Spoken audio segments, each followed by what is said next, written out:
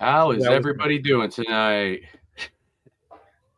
So we got a nice fun night planned for everybody. It's going to be a pretty late night since we're going by Japanese time, so 13 hours ahead of us. So yeah, I got Clone Force 97 here with me. How you doing, buddy?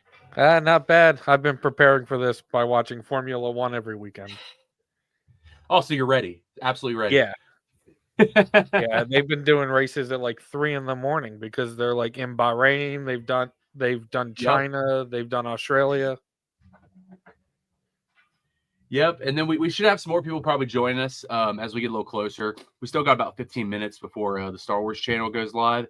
I don't know. Like, I've been trying to look it up. I don't know exactly what they're covering. I know they're going to peek in the different panels, but they didn't give me a set schedule on which ones they're going to pop in when. So I have a feeling it's going to be a lot of moving because they'll probably be like, oh, we're going to do a really cool trailer. Better take you away from this panel.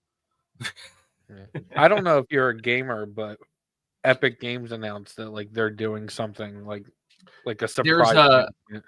There's a Fortnite stream tonight too. I saw that. Yeah. Yeah, I'm super down for that. I'm surprised they haven't added Jar Jar Binks to Fortnite yet. He's like the perfect Fortnite character, but I'll be honest with you. What was the year Fortnite came out? I don't know. Probably 2018, 2019. I've been playing since the beginning, but like on and off. So I could pinpoint probably right when I stopped. It was, I think, a month before Thanos came out for the first time. And, and I was like, oh, I should go back. And then I never went back. And my character is literally still sitting in his Master Chief outfit. Did they? Oh, so do you buy that one, or did they give that away like with an Xbox thing? It was exclusive to Xbox, but you still had to buy it. Yeah, give it away for free. I remember, what was it? The Galaxy S10. Like they released a special Samsung Galaxy skin. I had that. Not the phone. I sold that freaking thing for a bunch. Because I was out of the game at that point, so I was like, oh, whatever. Somebody wants to buy this for $500? Sure. Yeah, with Revenge of the Sith coming back out, I just picked this up. Ooh, kind of like a Funko junkie. Dude, dig it. I'm not a big Revenge of the Sith fan. Or I'm sorry, I love Revenge of the Sith. I'm not a big Funko fan. But I definitely dig some. They're pretty cool. It just, I feel like it's a slippery slope. I don't really like them either. Well, it just starts off that somebody gets you them, and then people just don't stop getting you them, and then you're like, "Oh wait, I should get myself some too." What happened to me was, let me get my lights on here because I wasn't really full. Here we go. So I wasn't into doing action figures because I thought that is a slope I don't want to step down. And then I went to a toy show, so I got this Mall Black series like a couple weeks ago. Yeah. It's from the Lucas Film edition, the 50th. Yeah, I have That's my baby there. I don't know where I put him, but I have like this rabbit. I forget his name, but he's a bounty hunter. He was included in like one of the original comics. I know exactly what you're talking about. Yeah, I can't remember his name either, but yeah, it was basically like this cartoon rabbit because I have him as a Black Series figure. I just don't know where I put him. I'm kind of like peeking around my room right now, and I don't see him, so I don't know where I put him. Forgot to have my Fett helmet put away.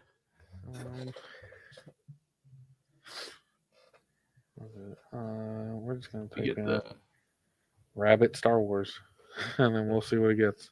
Lucifer. His name's Jackson. Buddy? Yeah, they have a Jackson Black Series. I picked that up at Ollie's. Oh, okay. Yeah, it did look just like Bucky O'Hare. Yeah, because I was about to say, oh, it is Bucky O'Hare. Like, no, wait, isn't that the DC one? Yeah, it's Jackson the Bounty Hunter. He got brought back in the From a Certain Point of View novels. I don't know if you've paid attention to those yet. I've seen a few of them because like they're doing some funny things with canon, so I have to check in on him every now and then. Yeah, they brought him back because he was originally included in that comic book run back in the day, and then they aborted them, but it was somebody's. I forget the name of the. Is it Charles Soule? It's some author right now for Lucasfilm that is super into him, and that's like it was the rabbit that got him into Star Wars. So when he got to write a short story for the From a Certain Point of View, The Empire Strikes Back, he wrote a story about Jackson because he was originally supposed to be, or this author originally thought that he was going to be in the movie because he was in the comic book run leading up to it. Yeah, it really depends if like the creative team just gets behind a character, because you'll see that character just come back in like big form. Like, I think it's kind of like it's similar with like how everybody kind of felt bad with how like Ahmad Best was like treated, and like Ahmad Best just suddenly just gets pushed like into the forefront. Like it's like because I was like Dave Filoni was like a big like Ahmad Best fan, so he's like, you know what, here you go, buddy, you're a Jedi now. Yeah, and now it's like where do you go with that? Because now it's like he served his purpose. He got Grogu out of there. Do we never see him again? Like, do we never see Kelleran Beck? He was in that game show they had. I didn't. Did you ever see that? I mean, it was a little kids thing, but my kid loved it. It was basically imagine like the Nickelodeon game shows of the '90s, but a Star Wars based one. It was pretty much like that, but Ahmad Best hosted it as Kelleran Beck, so he was like in character for the show as the host. That's awesome.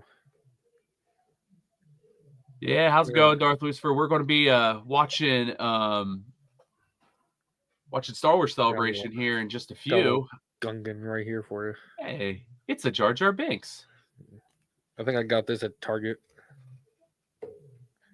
I got so much useless stuff, especially do they have ollies where you are? Oh yeah, I love me some ollies. Yeah, like I just picked up this. Oh no, now the cover's Do you want to see a Graveyard of Black series right there? Oh, occasionally they'll have some dope books in there too. Yeah. They always have this one from Alphabet Squadron. I always think about getting it, but they don't have any of the other ones, so I'm like, I'll wait. And like, my issue is I want to build my library, but my library actually exists on my Kindle, so I don't really need to actually go out and buy the physical books all over again. Yeah. And that's kind of how I am with like a lot of things. Yeah, but also I want to just show it off because like, are you a Star Wars trader? You don't show your library? Like I don't really have. I'm never going to read this book. Like this is which one is it? This is the original trilogy, but I have this on my Kindle and already read it. So it's a good thing to own. Like this is the Bible. General Kenobi get sworn in as president and just put this down. Like put your hand on this. Hey, hold on. My Bible. Hello there. But yeah, got any big predictions? We're getting about 6 minutes away from the show. You think we're here anything big tonight? I mean, we have to. Like, I want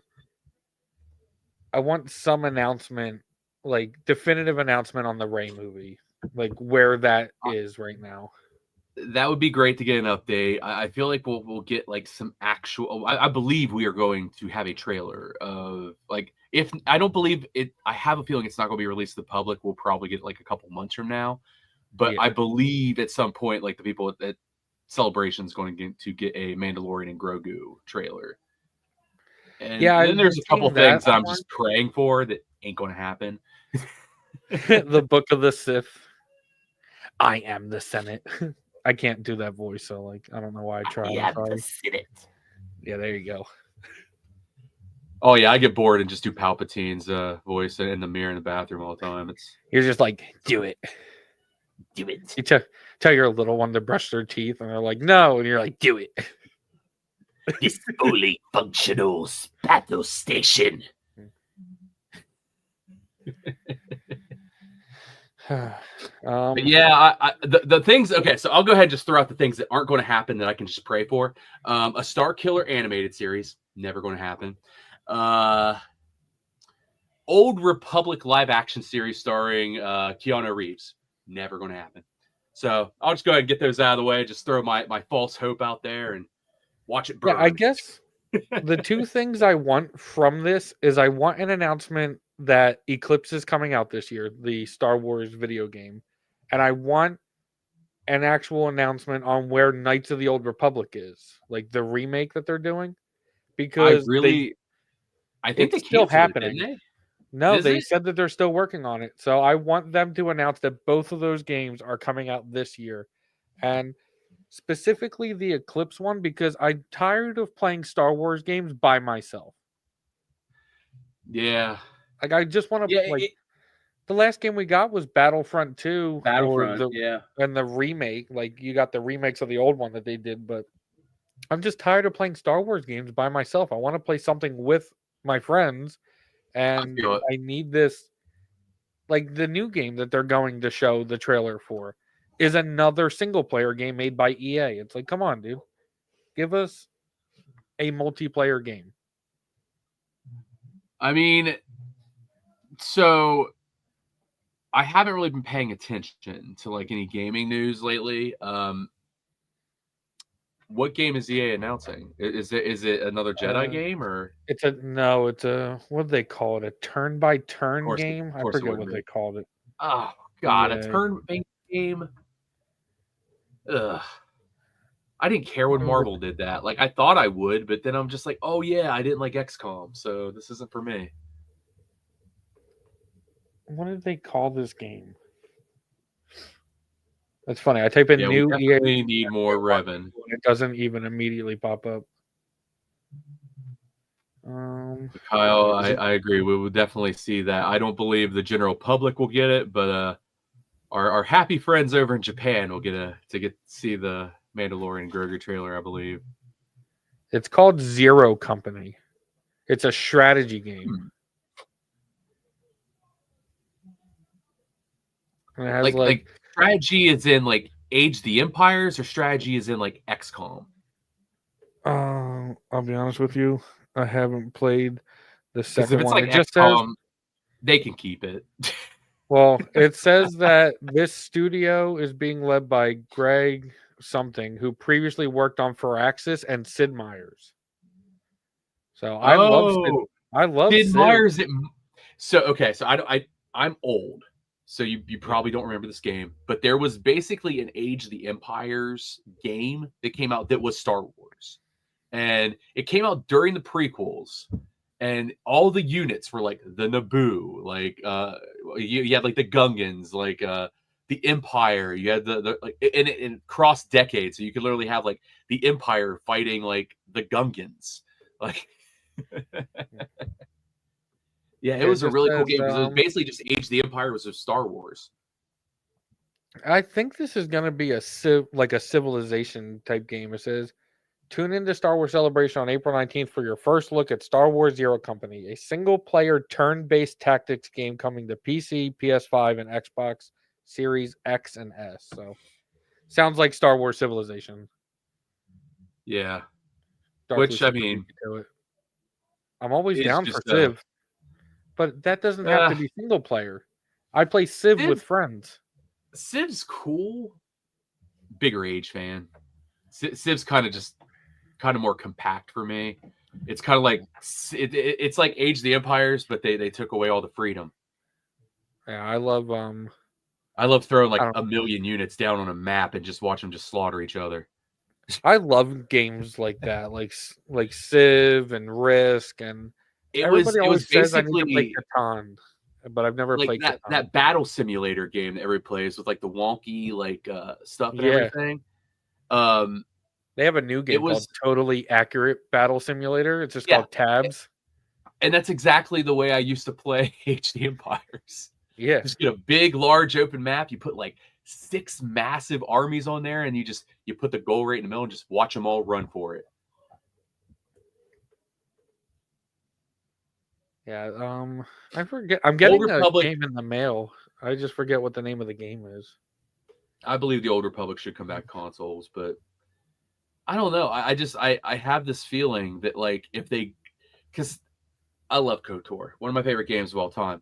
But I don't know if the mechanics of it are going to like translate to like, because I played it like maybe a year ago. That game does not age that well in like the gameplay department.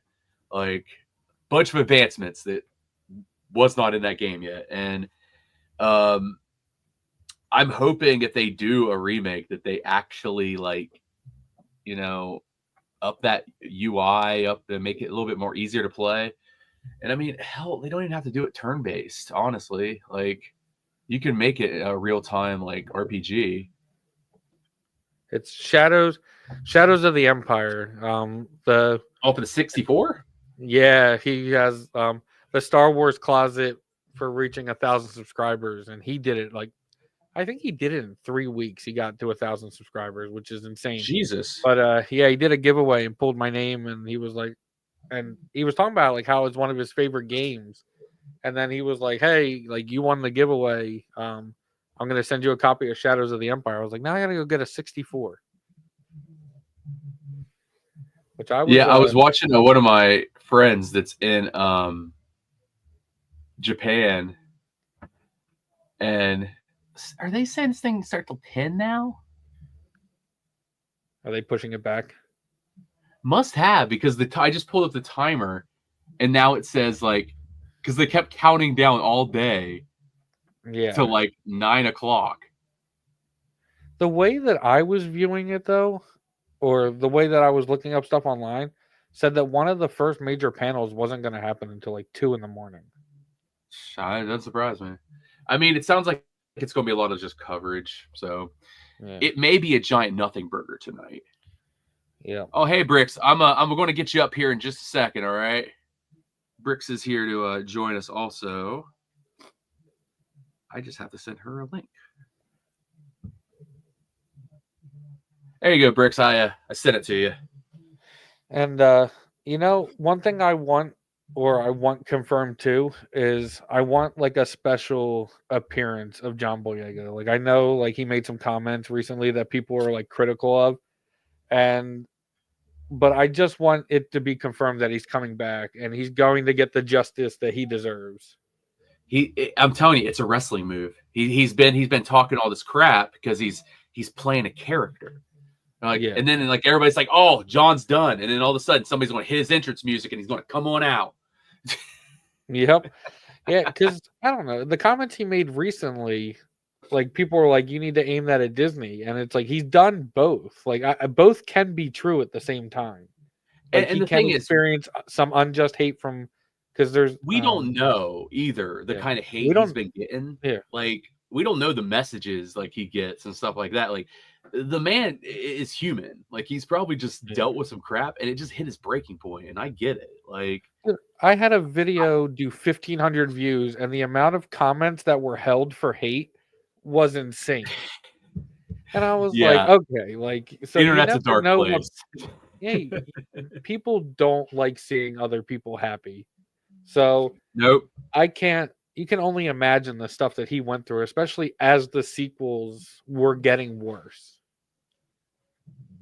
Because they blame the actors more than they blame the studio.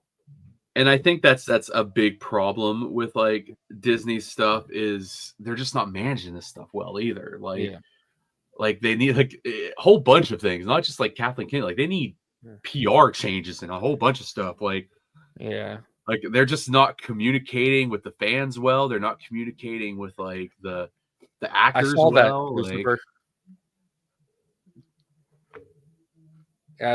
really? Yeah, I think the blades. I saw online that the blades have to be pre-installed though, because Disney sabers don't naturally have an orange crystal, so you can't use a Savi blade. So, Lucifer, your opinion is Baylan and Shin gray Jedis or gray Sith?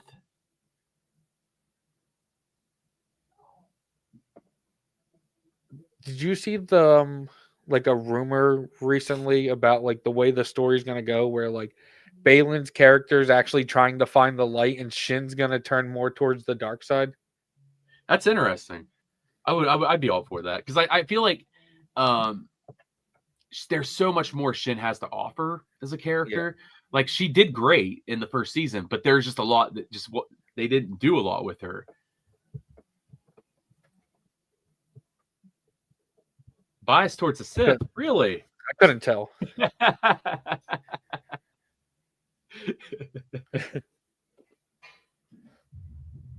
But yeah, like I'm hoping for some big things tonight. Like I mean, at the very least, like even if it's not news, I mean, if they just show us some cool stuff, I'll be happy. Like, yeah, I'm a cheap date. Yeah, I just need more confirmations. Like in the last 5 years, we've gotten told at Celebration of all the things that were going to come, and then like they were just shadow canceled. Like we're never getting that the show that was supposed to be with Gina Carano. Something of the Republic. I don't know what it was called, but it was the Ranger. It was like Ranger of the New Republic, something like that. Yeah, so we didn't get that. We didn't get the Lando show. We didn't get Rogue Squadron. We didn't get Droid Story. We didn't get I mean, honestly, every one of these, Gina's thing is because she just couldn't keep her mouth shut. So yeah. Well, yeah, she spoke because people have an issue like with that because they were like, well, Rachel Ziegler says things in a way, but like it's not just don't compare things to the Holocaust. Just don't do that. Yeah. And I mean, you have to realize, like, I'm all for everybody's like freedom of speech and everything, like, but if you're working for a corporation like that and you're in a contract and like there's things in the contract that say you can't like go out and say these things, and then the company comes to you and says, hey, stop. Like they didn't just fire her, they just said, hey, could you stop? And she didn't, and then she doubled down on it. Yeah, so I mean, she has her right to her opinion and all that, but at the same time, like she should have just thought that through. There's a difference between freedom of speech and the way contracts work. Like, yep, yeah, because there's always freedom of speech, but there's things you can't do. You can't scream fire in a movie theater. You can't scream bomb on a plane. Like, exactly, there's limits to it. And when you sign a contract, you sign a contract to represent that company. But the Mandalorian has definitely missed her character. Like the fact that they were like, hey, like her character's just she was a great character in general. Oh, amazing. It was probably one of my favorite, to be honest with you. So the fact that they didn't recast good too. Yeah, we needed a recast. We didn't need to just get rid of her. Always trying to ice skate uphill. Yeah. I think I'm all for it. Oh, go. I'm sorry. I was saying the other issue we have is that Disney had Bob Chapek, who was lying about the Disney Plus numbers and overinflating them to not only the shareholders of Disney, but just to us in general, to show like, oh, everything needs to come out on Disney Plus, and like it hasn't been the right move. Like I think though the movies are expensive, the theaters needed to recover, and we didn't need another large gap between theater productions of Star Wars. Like we shouldn't have Star Wars delegated to just people's living room televisions or bedroom televisions, wherever you watch it. Because like I like the TV shows, but I mean I also like the theater experience of seeing Star Wars. And I feel like that if you're going to do this many TV shows, then you're going to need to like, because you can't just say, oh, we just don't have the content to put a movie out. You have the content. You're putting TV shows out all the time. Yeah. So, I mean, if you're going to do that, you should be trying to think about at least maybe like one movie a year amongst all these TV shows. Like, I'm not saying run them like Marvel. Like, you don't have to put out like 5 movies a year. Like, just something to kind of, it doesn't even, like, imagine if Skeleton Crew was a movie. Like, that would have been amazing. And I think you totally could have done Skeleton Crew in like a 2.5-hour movie. Like, I loved it, but you seriously could. You could have condensed it and it would have worked perfectly. And it would have been a blast in the theater too. Lucifer, I think they're doing Rise of the Resistance specifically because I think in what's that docu-series they did? It's like Behind the Attraction. They kind of went into the making of Galaxy's Edge already because they showed how they made Smuggler's Run. So I think they're going specifically behind the scenes of Rise of the Resistance, which is probably one of the greatest rides I've ever done, other than Cosmic Rewind in Epcot. Oh, I'm jealous of all you Disney folks. I've never been. I always wanted to go to Galaxy's Edge. Still haven't been. Oh my god, you haven't been to Disney at all? Well, not since I was 8. Oh, okay, yeah. I remember when I'll tell you, some things have changed since then. So a lot.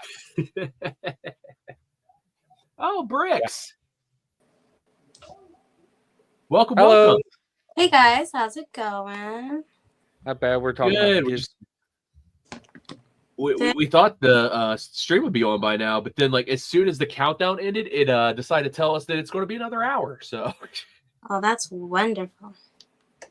Way to go, Disney! I love the Yoda ears. Oh, thank you. It's got hair on it. She's ready. Too. I think. Yeah. Hey, what? My freaking allergies are killing me. Ugh.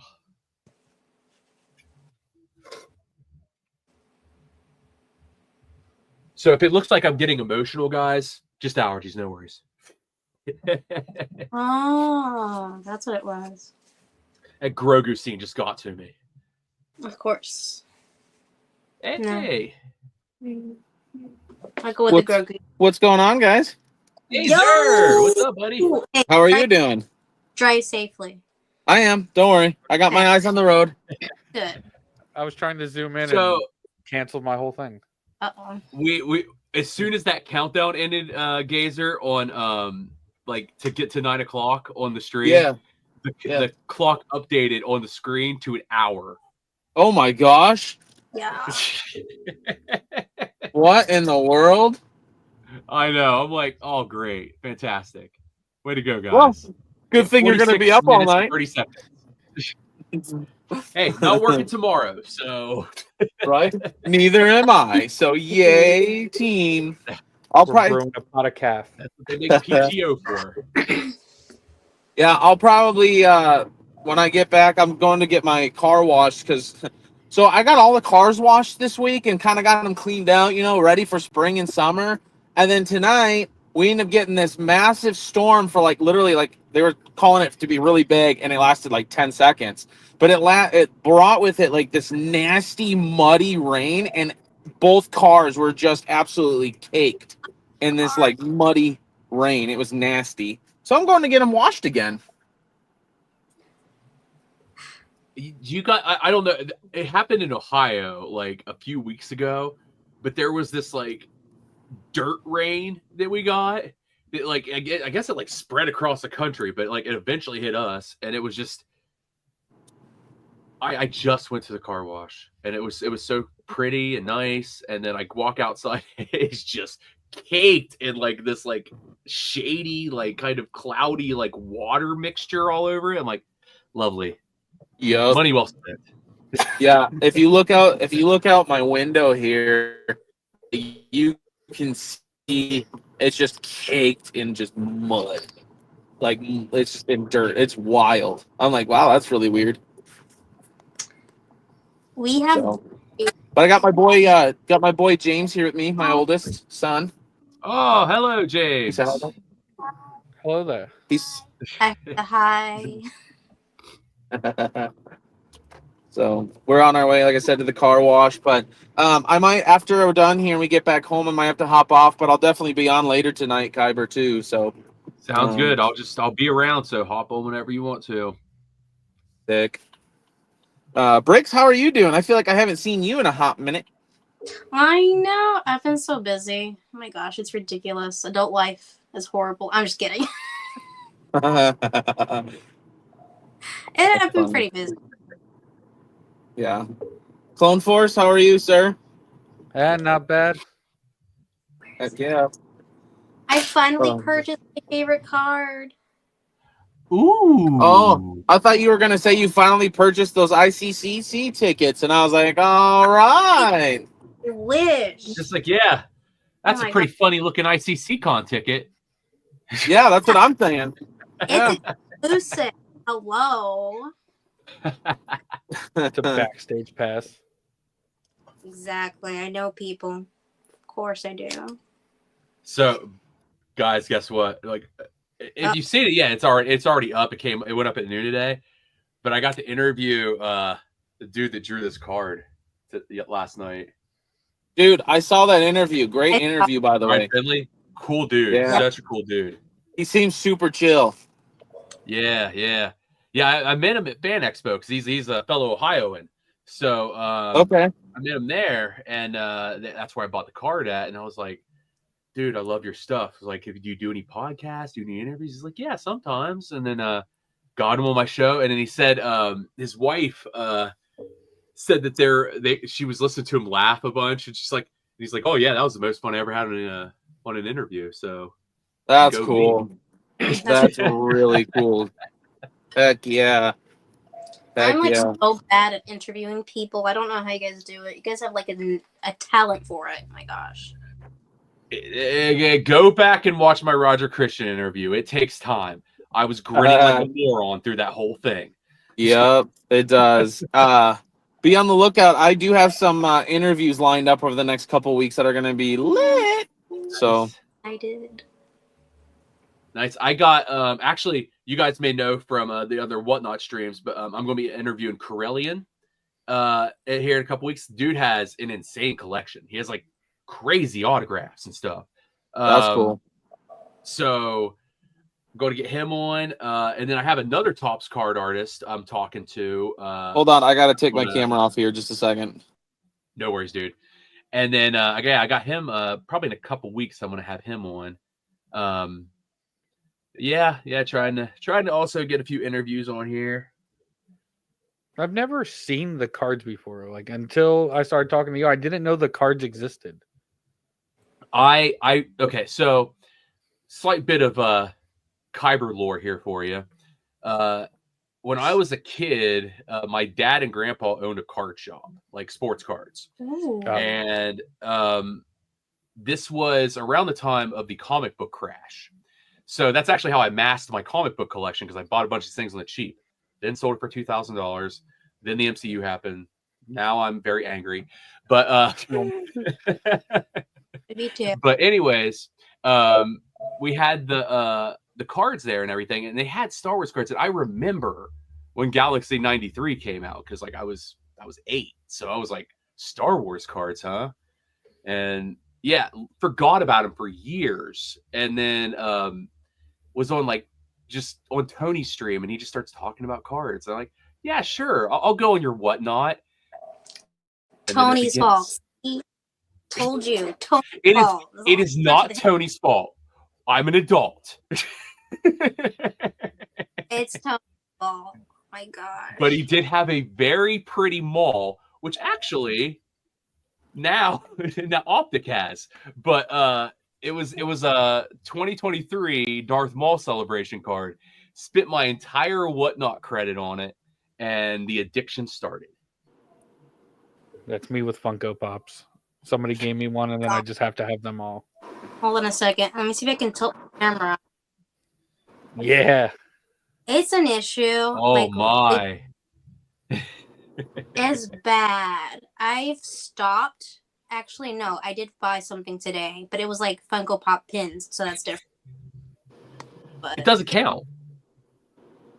it's an. Yeah, I try to. Every time I'm near a Target, I try to go in because Target always has a better collection than like Walmart. Yeah. Target's causing a new problem for me. So my new collectible. What do we These got? guys. Oh, the ships. Oh, freaking that is Micro Universe. cool. My The God. Walmart near So- me has so many of those. I painted a couple of them. Like, I got a Mace one here. I did. Yeah, I saw that one on your Whatnot stream. Anakin's But yeah, I have. Tony said that if they have any in stock, he was going to. I'll send him some money and grab it for me. But they have an out of 3,000 Micro Galaxy set that's exclusive to Japan. And have you guys seen Visions? Yeah. Yes. Okay, so the Twins episode on season 1. Yeah. It's the X-wing from that, and then the guy that basically looks like Luke, but and then his little droid with him, and yeah, it's an out of 3,000 set. The Ronin one from Vision season 1 was probably like my favorite thing, and they did a book immediately at the same time. That book was amazing. They actually have a Ronin Black series that's exclusive in Japan. That was what I had to be like, ooh. I think he has something else coming out again. Like they're doing something with the Ronin again. He was, I mean, that's honestly, that was Visions is good because I'm not even an anime fan, and like I enjoyed Visions. Like it was a lot of fun. But the Ronin was so, like the duel, you mean like that first episode? Yeah. Yep. So good. Like that was so, like the art was amazing. All the voice acting was like, everything about it was great. Like, so yeah, if they want to make that into more, do it. Yeah. Have you read the book? No. The book for the Ronin tells the story of like what he did like immediately after that fight, and then it gives you his entire backstory of like what led to that interaction. And it also tells you that like he has a prosthetic jaw. Like he in a fight with like this witch, he loses his jaw, so his jaw is actually prosthetic. Dang. I mean, there's a long running tradition in Star Wars of people missing their bottom jaws, so it's fine. Right. The tradition continues. Is that one? Yeah. Okay. Oh, yeah, that novel was amazing. Okay, I need to find it then for sure. I didn't even know there was a Ronin novel. I'm check that out. He pretty much creates a Sith cult, but then they don't follow what he's doing, so he kills them all. Like that's like his big thing is he slaughters everyone, but then the witch reincarnates everybody and sends them after him. So like, of course, yeah. So in the duel, he kills that girl. Like he uses his his second saber to kill her, like because he baits her. But then the witch brings her back to life. And she's like hungry for blood because he betrayed the witch. You're going to be betraying those witches. The whole story was insane with the Ronin. So Kyber, is there anything like? So I'll be honest, I have never done like a first night live stream watching Celebration before. What are we typically looking for in this video? Is there anything specific or? So I am also brand new to this too. So we are feeling this out as we go. I've been trying to do some like research, find out what they're doing. And I think they said they're going to pop around to a few panels. Like we definitely ain't going to get to see any of the good stuff, unfortunately. Like if they show a Mandalorian Grogu trailer, we're probably not going to get to see it. But although somebody did mention in the chat that Sigourney Weaver and Pedro Pascal are on Good Morning America tomorrow, so that's probably when we will see the Grogu Mandalorian trailer. So I bet they are showing it tonight. Oh, dude. Okay, I don't watch Good Morning America, but I'll watch it for that. Yeah. Is Ewan gonna be there during this time? He's in a play, I'm pretty sure. I think that was but that also just may be one of those I would be. I bet, especially for the 20th, he pops up for one day for a quick panel and pops back out. Like, there's something inside me that says like he'll make a quick appearance. Yeah, I hope he does because then we'll probably get the Ahsoka season 2 announcement. Yeah, because I mean, Ewan, that's confirmed, right? We know Ewan's going to be in it. Like everything else, kind of rumor, but we know Ewan's there, right? I think it's rumored because. Like the last time they talked to Hayden, he said that him and Ewan are doing something, but they won't confirm whether it's Kenobi season 2 or Ahsoka season 2. Yeah, yep, 100%. I think right now it's just really strong opinion that he's gonna be back in there, but I don't think it's necessarily been officially confirmed by Disney yet. Yeah, I don't think it'll be a Kenobi season 2. I think it'll be more of Ahsoka because at the end of Kenobi is when like Hayden and That's Darth what I Vader meant. finally Yeah. put Kenobi in the back, like on the back burner. So if we get Yeah. Ewan at all to confirm a Kenobi thing, it's pretty much just going to be him learning from Qui-Gon and whatever other adventures he goes on. That's what I meant. I meant Ahsoka. Yeah. And hopefully, not any more Revo series. What is the countdown now? I can't really see it on my screen. Let's see. What we have here. Can't see it at all. They got nothing shown as a clock now. They just have the thing moving forward. Well, someone posted a picture of that they're seated. Blah blah blah blah. They're seated for the Mandalorian and Grogu panel 21 minutes ago, and so I bet they're showing the trailer and all the big stuff right now. But I mean, it's like the same thing. They're just Kyber, do you want to pull up? You want to see if you're going to pull up some of our friends like Ricky's and Tony's like Instagrams and stuff? Maybe we can use that to try to keep track of some goings-ons there. Yeah. Let's see here. Just an idea. See if I can. So. I'm so excited. I'm going to hop off real quick here. Text me if anything happens. I'll probably be back on in a little while. So. Definitely, dude. We'll let you know. Thanks, guys. Peace. Yep. Looks like Star Wars Explained just posted something. They said that coming May 28th, 2027, Star Wars Starfighter. So that looks like it's going to be. Is that the movie that? Is that the movie with Ryan Gosling? Yep. The Ryan Gosling movie is going to be Star Wars Starfighter, and it comes out May of next year. May of 27. Is this our Rogue One movie? Like, is this the pilot movie that everybody thought was going to be Rogue One, and it just ends up being this?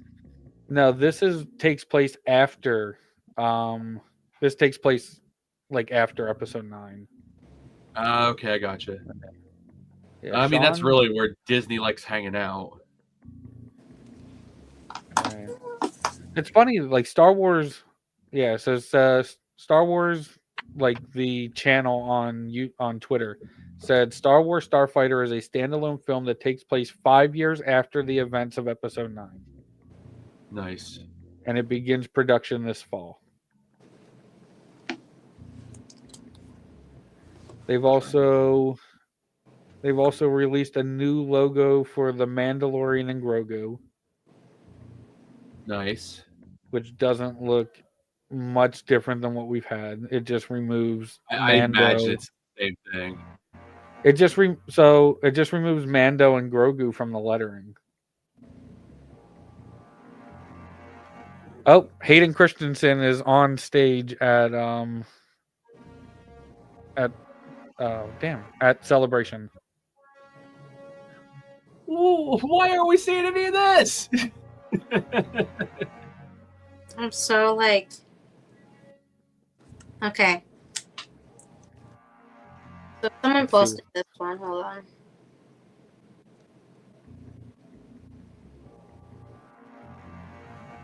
Go.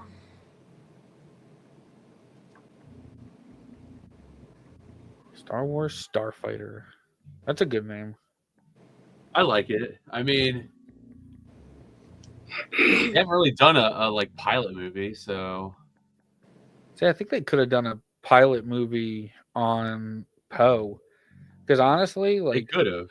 Other than Anakin, I think Poe is the best pilot in the galaxy. Like, I think he's better than Han. Well, he's a good character too. Like, he had like an interesting arc and everything, and like he was definitely one of the higher parts of like the sequel trilogy. I loved him. Besides when he screams, "They fly now!" They fly now. Yeah. He's also the one who gave the infamous line, "Somehow Palpatine returned." Yeah, exactly. Palpatine returns because somehow. That's so cool.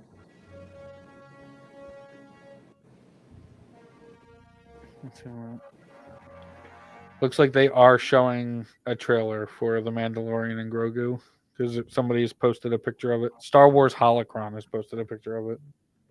Yeah. And now they're back to the stage. Kathleen Kennedy, Filoni are on the stage too, with the co-writer and Favreau. They're adding the TIE Fighter pilot to Fortnite. That's what they've done so far. As well. Priority news, guys. Priority news. I love Fortnite. Like, I just love the Star Wars skin specifically. Dude, I want a series on young Leia. She was just in an interview recently where she was saying that she hopes that they do a young Leia series. Because she had a lot of fun with it. With the Kenobi. Well, and they've kind of learned their lesson too, as like Star Wars fans, that we're not really treating like child actors like crap anymore. So yeah.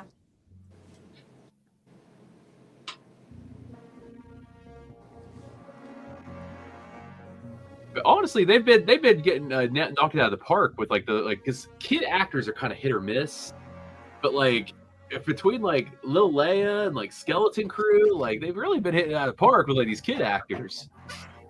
Even young Luke was okay. I mean, he didn't have a huge part. Too. He didn't really do much, but like he acted like he was. Yeah, he looked freaked out. He did what he was supposed to do.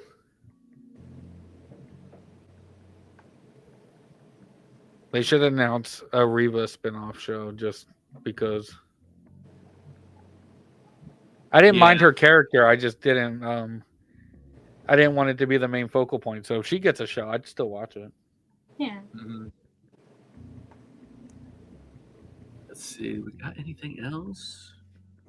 Filoni and Favreau talk about wanting to capture the feeling of playing with Star Wars toys and the fun and excitement of watching the movies when they were younger. Favreau jokes about that Filoni is like a brother who will only let him play with some of the toys. They built a big walker set for the movie, which they are all going to be in. Yeah. So he apparently, like Favreau is one of the Mandalorians, right? And then Filoni's going to play something too, I assume. I don't know who Favreau played. Yeah, he's like the big, like one with the jetpack from like one of the first episodes. Did he play? What's the blue one's name? Was he originally like that's what we're talking about, or what's his name? Not Tar. I know the guy is a Vizsla, the blue one. Mm-hmm. Yeah, it's from one of the early episodes. Yeah. I have somewhere over there. Just announced that Ahsoka season 2 will start filming when he gets back from Japan. And now Sigourney Weaver just came out. Yeah. Zeb is confirmed for the Mando and Grogu movie. Did you see the thing that happened like this week where everybody was Pedro is that one Zeb's feet?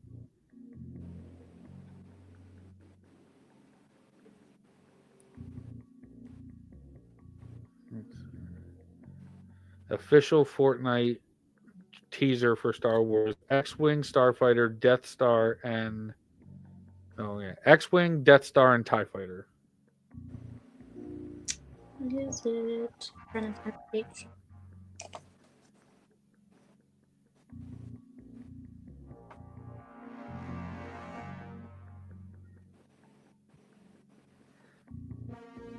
The creature that Babu Frick is, I don't know how to. What are they? Anzellans? They're going to be in the Mando and Grogu movie. Yeah, that the Anzellans came out with some droids. It said.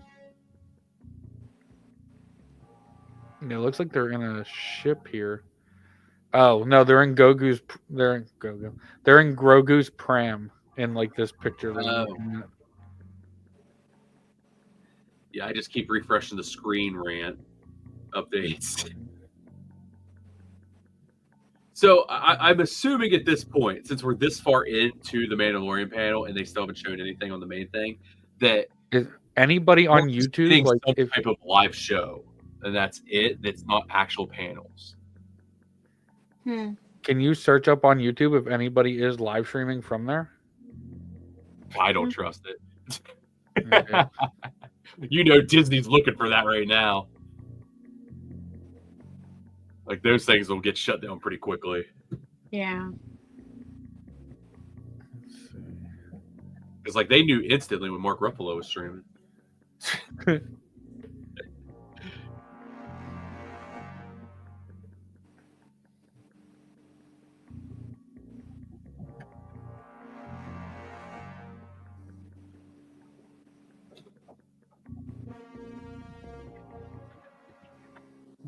Oh, we're getting things! Yay! Let's go.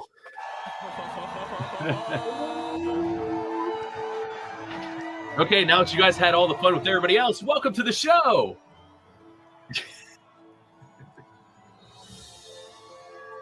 Oh, we're really starting Star Wars Celebration Live off strong.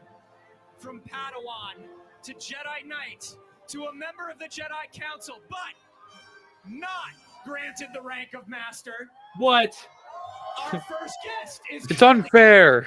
20 years of Revenge of the Sith. He Obi-Wan's may holding me not back. have high ground, but he has a special place in all of our hearts. Raise those lightsabers high and give it up for the one and only Hayden Christensen. I will be the most powerful Jedi ever. He will be. I promise you. He's even going to keep people from dying. I promise. From the moment I met you, not a day has gone by when I even thought of you.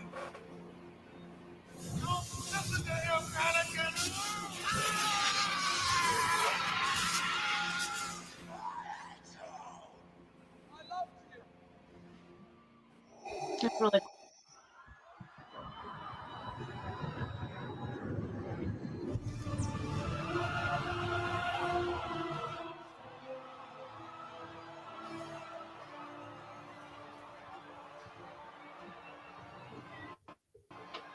There he is, everyone's big brother.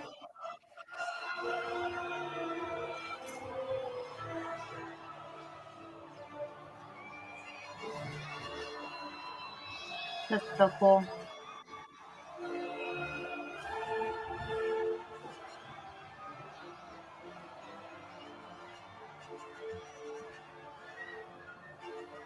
Say the line. He will. You know he will. Hayden, welcome back to Star Wars Celebration. Thank you so much. This is quite the turnout. Yeah. Oh, I thought he was going to do it. Oh,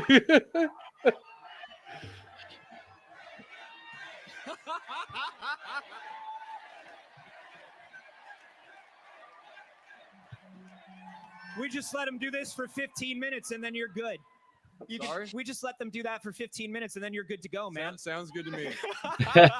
You are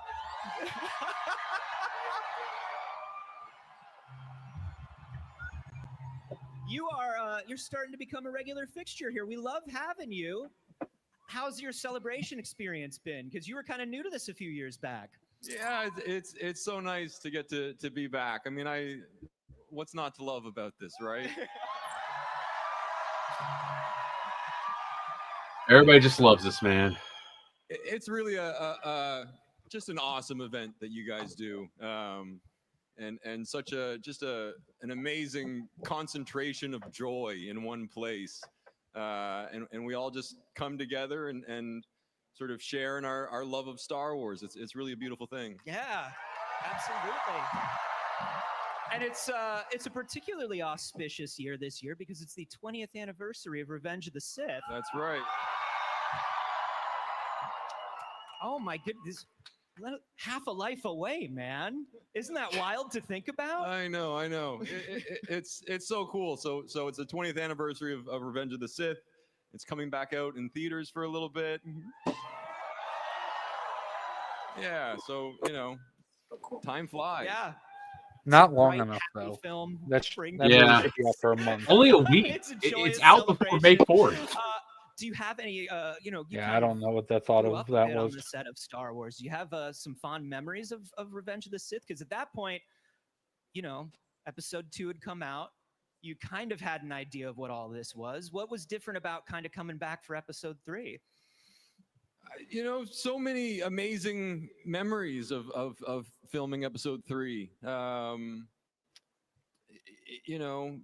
it's all still very vivid. It was 20 years ago, but it made such an impression on me.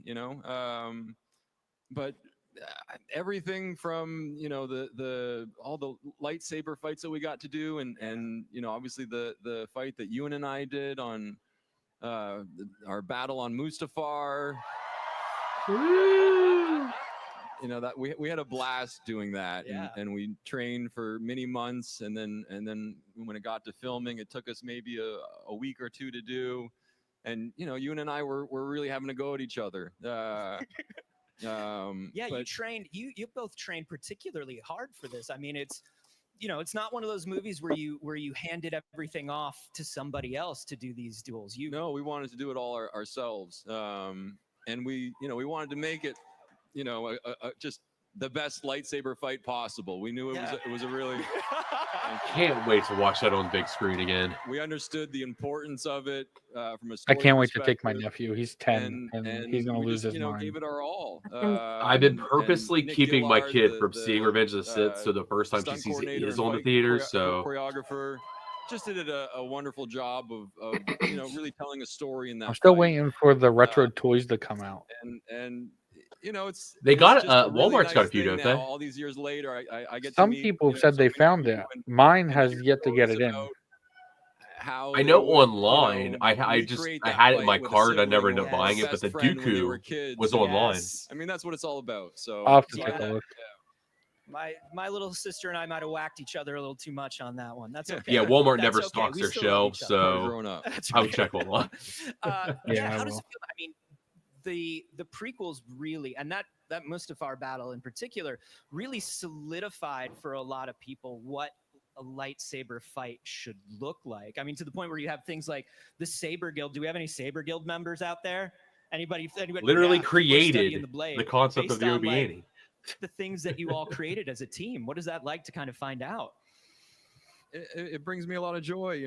We I don't know. The bar was set very high, I think, with the Duel of the Fates Yes. fight in Episode 1, and I remember going to see that in the theaters when it first came out, and just fell in love with lightsaber, choreography, and then to find out that I was going to get to do that and swing a lightsaber myself. Yeah. That's one of my favorite parts of getting to play this character and It's playing gotta be, right? a Jedi Knight. If I'm not swinging the lightsaber, I get to have it hanging off my belt, and there's a real kind of just ritual to it. When you get on set, they present you with the saber, and there's just a lot of reverence, around the lightsaber. I'm And I imagining love like it. a velvet pillow that gets handed to you. Almost. Almost. Are there, I mean, because you trained, like you're saying, for a while, and you really wanted to elevate this. Are there moves that are still burned into your brain, like some favorites or some stuff that you can like you could still pull out Kyber, I'm random- sending you an image I on wish I could say I remember Instagram. more of it, but every now and then Okay. I'll give the sort of the behind the back little lightsaber twirl. Make sure I don't forget that one. Yeah, because now, I mean, I wish They I could showed see a Rada lightsaber. the Hutt. kids that are Star Wars watching age. Is that something Oh, that dude. they kind of want He's ripped. to see you do or want to practice? Say again. You've That's got from the kid- you've got Grogu a kid movie? Now that's Star Wars. Yeah, age. Rada the Hutt, That's something they wanna Yeah. practice. Oh, that looks got dope, a 10-year-old dude. daughter who's here with the me guy now. from Shameless. Yeah, the I heard that. It's And to get to yeah, be the guy here from the with Bears her going to be and playing share him. this with her Jeremy is Allen White, is that his name? Mhm. But love before I Shameless. came back to do Obi-Wan, Yeah. we would bring out our toy lightsabers It's weird. and kind Kind of two shameless people in Star have Wars. little battles in our living room, and that was sort of my early Damn, training. Shameless before is I got great. Back on set. Yeah. Yeah. Kid put you through your paces. Yeah, absolutely, she was good. We got a Hutt and a Jedi. Coming back That for is- coming that's back for shameless. Obi-Wan and coming back for Ahsoka as well. I want the that's such a I want him to make an relationship appearance in between live characters action. that's become so fundamental. I honestly for feel Star like Wars if fans. Obi You know, Wan, it like started if in Ewan the McGregor is Clone going Wars. to How make did an it feel appearance, for you to it's be going able to be to be part of Heroes too. Ahsoka and kind Yeah. of add to that sort of relationship? It was a real privilege. I mean, you know, the relationship between Anakin and Ahsoka is you know, there's such a rich history there and a really fun dynamic that Dave Filoni and George Lucas created in the animated world, and we really wanted to do that justice. And you know, it's somewhat ironic that I got to do it with someone that I have my own history with. I mean, Rosario and I have known each other since we were teenagers. We first met in theater school. Actually, just and posted I a think that clip helped about us that a story lot. the other day.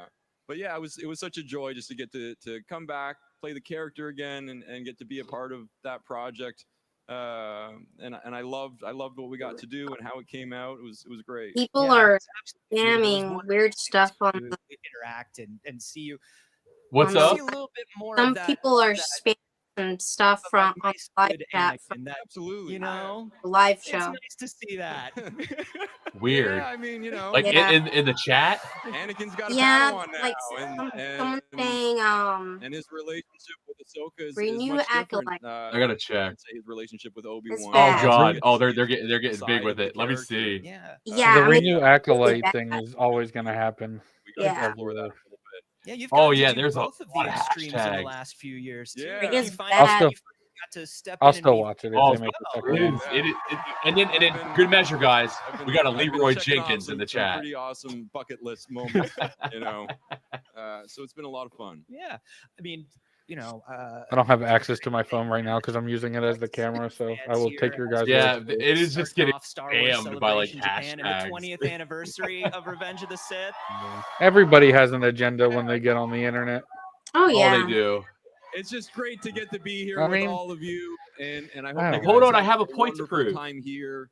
You know, you guys are the If they get a reason different why writer, then make the stories second and season why because we get to I'd tell love to these see stories. more Plagueis, And, but you know, and I this don't event think you is can just a continue. And I mean, wonderful event. I don't think you can I'm continue kind of like, with her too, without a bunch of it happen. oversight.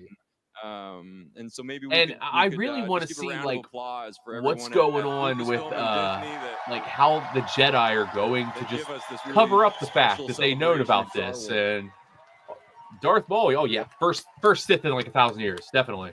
Yeah. Well, Hayden, before we what let you go- before we what let I you go, need make a message is, in my as ears. the High Actually, Republic novel reader, my I goodness, need to everybody know gets- why Vernestra has turned the way that she has. Happy birthday, Hayden Christensen. Oh my goodness! I Oh. guess we should probably sing "Happy Birthday" to Hayden Christensen, shouldn't we? Like, all right, here we go. I'll lead you off. 1, Have Ewan come out and sing it. 3. Happy birthday. That'd be great. To you.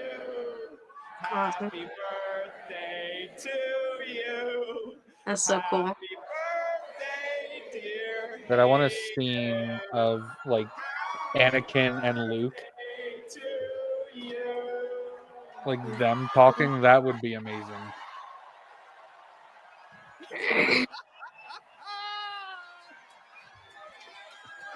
Well, that was amazing. Like, Dad, you cut off my so hand. much. Well, Obi-Wan cut off my legs. Hayden Christensen, thank you so much, sir. Give it up for Darth Vader. Thank you so much, Hayden Christensen, everybody.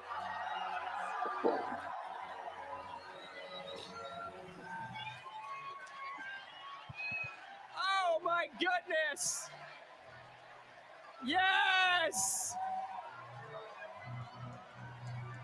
Oh my stars! Listen, we'll be I have a back with more thing- Star I have Wars to- celebration. It's He like- has a cake. Do Yeah. it, go!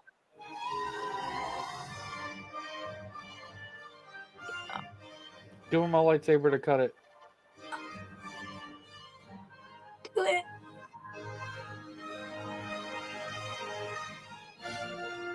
Do it. Everybody gets free snacks from the vegetable bar before they go.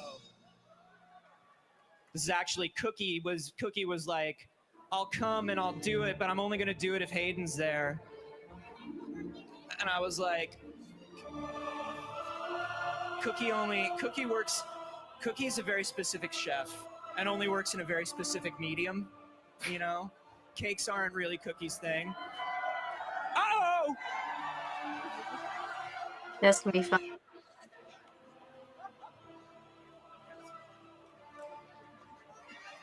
Is this a t-shirt cannon? Now he has a t-shirt Yeah. cannon. That is a t-shirt. Why not? Hide your younglings. He's gonna shoot them. Oh, I wouldn't mind. I want a t-shirt. Sure, they're pretty sick t-shirts too. Celebration exclusives.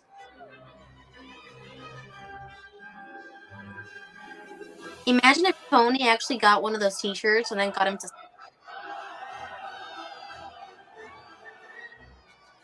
Well, he had the one thing where he caught like the candy wrapper and everything, so now he needs to catch a t-shirt. Exactly.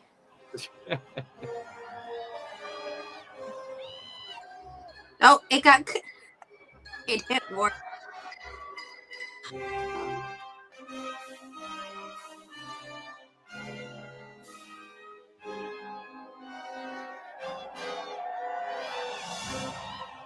I have failed you, Anakin. I have failed you.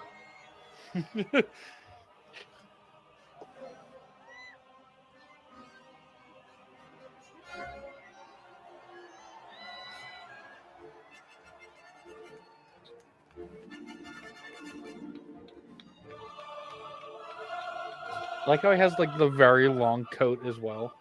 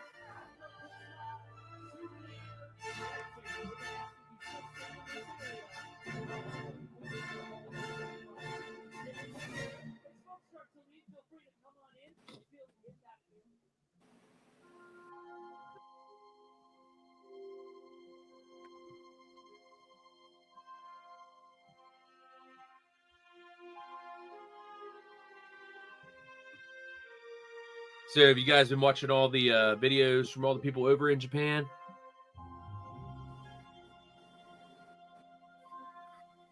Yep. I've watched like next to nothing so far. Tony and Ricky's just make me hungry. I know. They're always eating some amazing snacks or something over there. I'm so jealous. Jeez. I gotta go to First, you Japan don't know one who day. It Tony seems and so Ricky like are. awesome.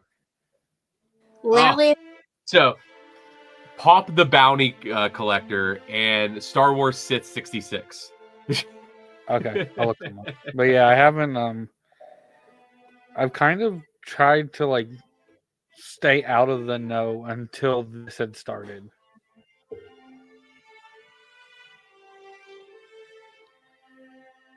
yeah, Ricky and Tony has some really good content, like ridiculously good. I hope they announce during this where they're going to do it next year, or if they plan to do it next year. I hope they do it in Florida. Same. I don't think that I don't think it's going to be stateside next year because I'm certain 2027 is going to be stateside. They're going to do it in Germany next year. Like it, Maybe. it'll eat. If they do The it in 50th Germany, anniversary will definitely be America. if they do it in Germany, I'm gonna be ahead of the game because I'm already starting to relearn German. Ooh. Sprechen Sie Deutsch? Ich spreche I can- That's all I know. I can't go any further. I speak German when I was younger because we were stationed there, so that's the only reason why I sort of remember. I just have to, Is that Pooh Bear? yeah. Here we go again. I got a really good feeling about this. General, count. He didn't say this is where the fun begins. That was kind of a letdown. All right, flip the table. It's time to celebrate Star Wars Yeah, fans. that's it. Star Wars is dead. 5 is here and we're ready to party. May the force be with you. After 17 years, Star Wars Celebration has returned to Japan.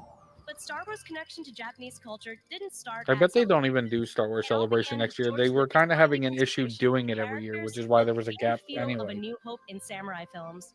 Releasing the mighty Zillo Beast, similar to classic monster films. I think they like have Godzilla to in next Clone year Wars because you and have Bad Batch. they have Grogu you have- Mandalorian, The duo of the Yeah. Mandalorian was influenced by manga and film. and then 2027 they Lucasfilm have joined to. So forces with some at of least the those biggest ones, anime studios those across will Japan happen. with Star Wars Well, as of right fans. now, they still have the We're not December just here slot for next celebrating year Star too, but Wars.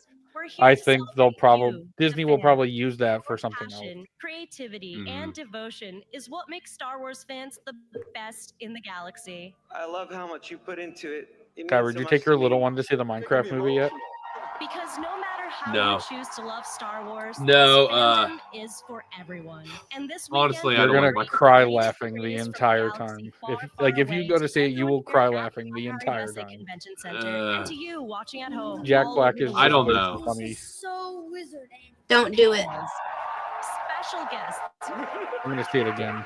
Everything that I've reveals, seen so far and is just much, makes much me more cringe. right here, It just doesn't for get the you. same effect on me that it does on other people. 準備はいいですか？I might be dead side too, but that is what it is.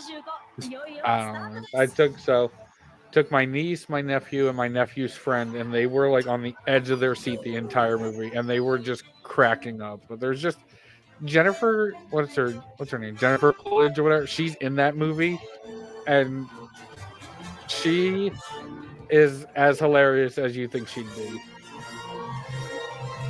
Like, she falls in love with a Minecraft villager, and she's like talking to him, and all the time the villager's like,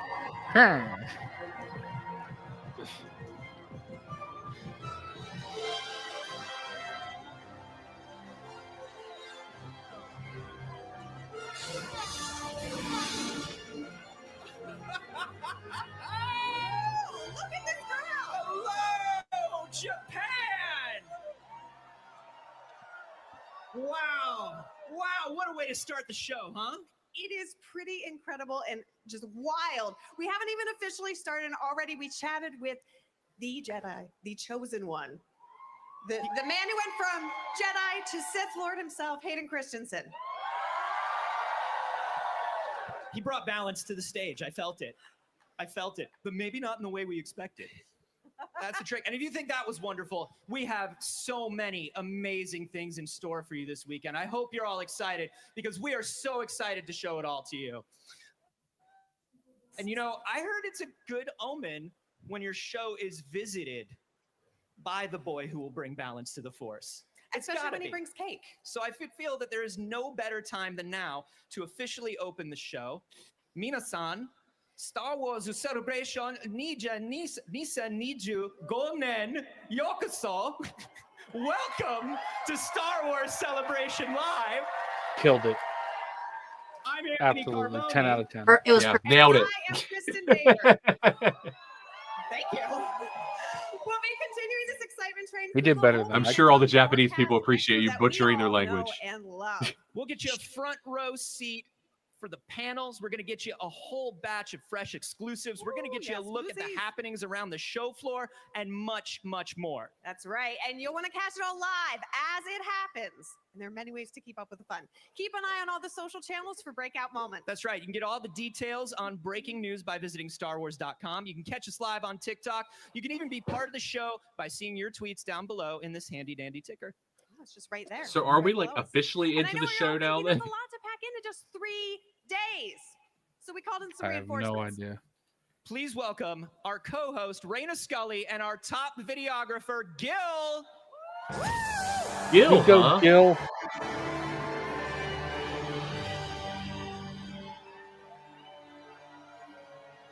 I have total faith in somebody named Gil.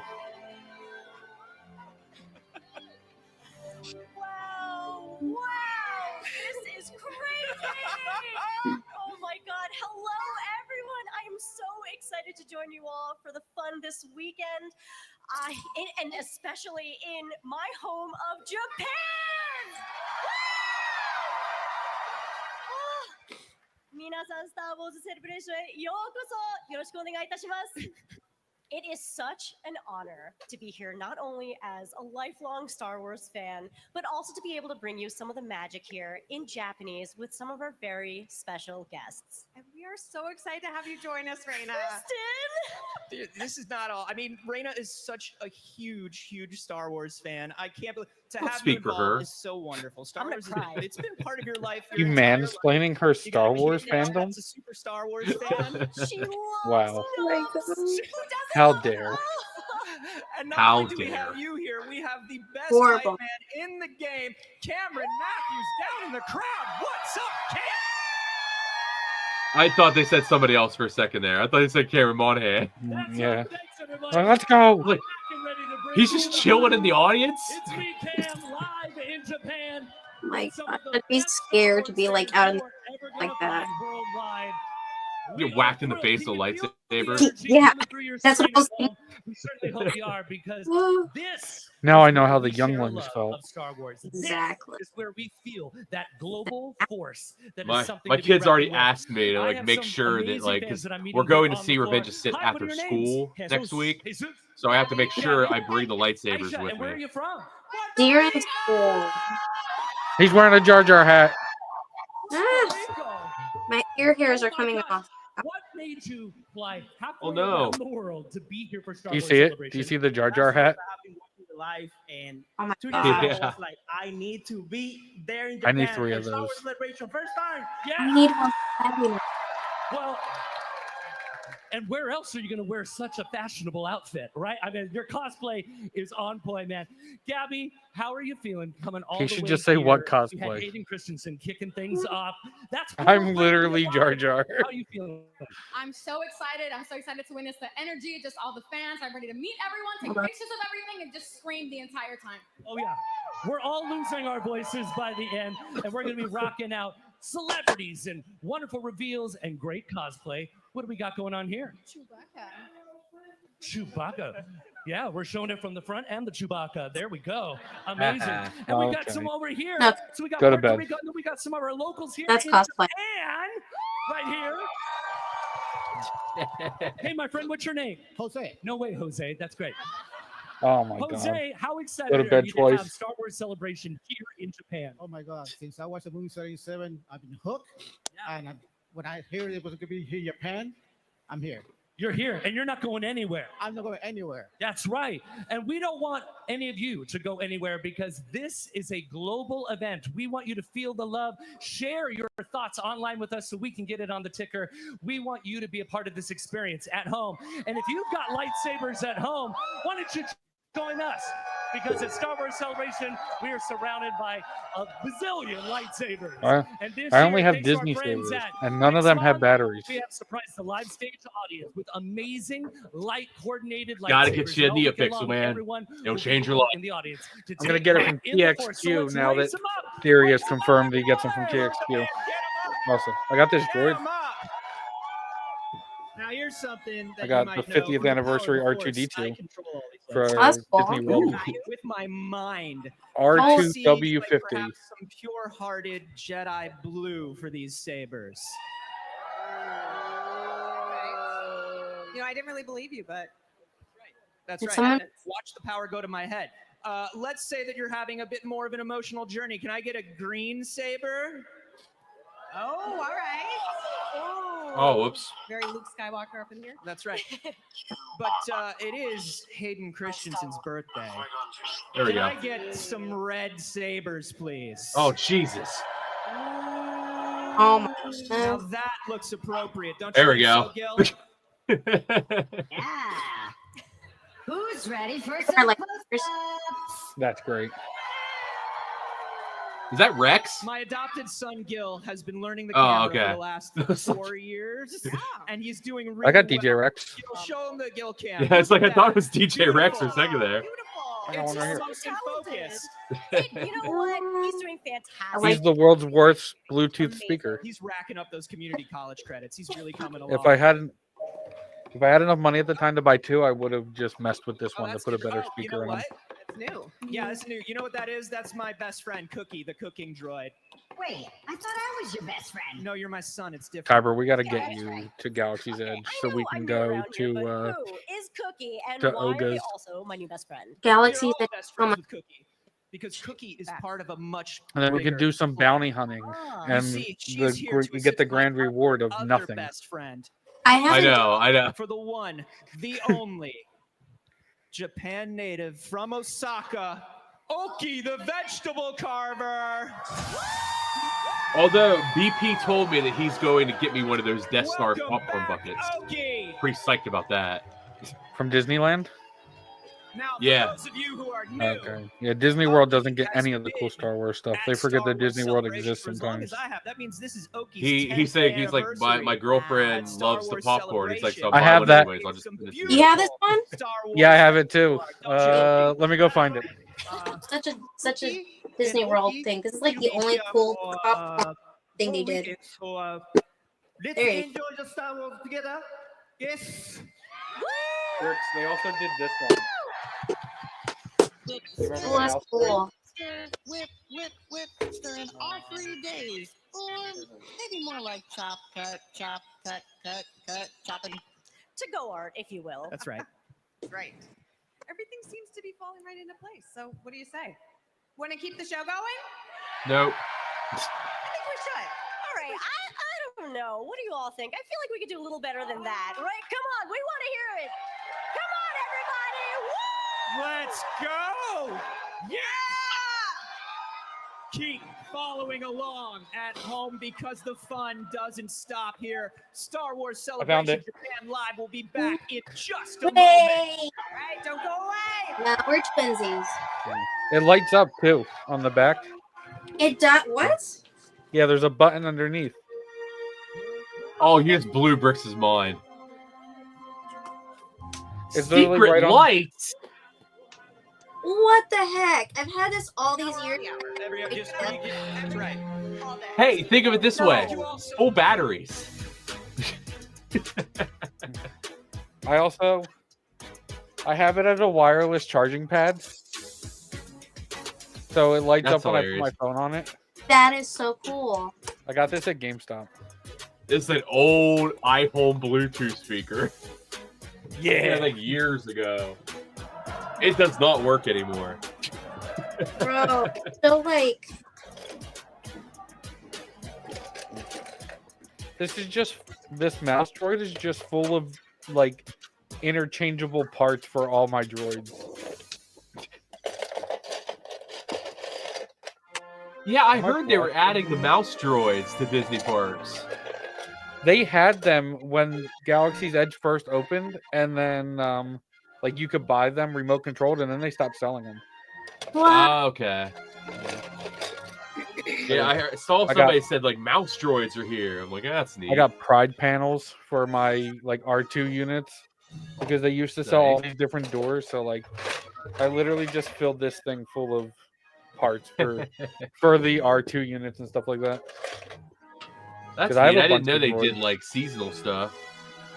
They used to. They stopped. They don't do anything anymore. That's lame.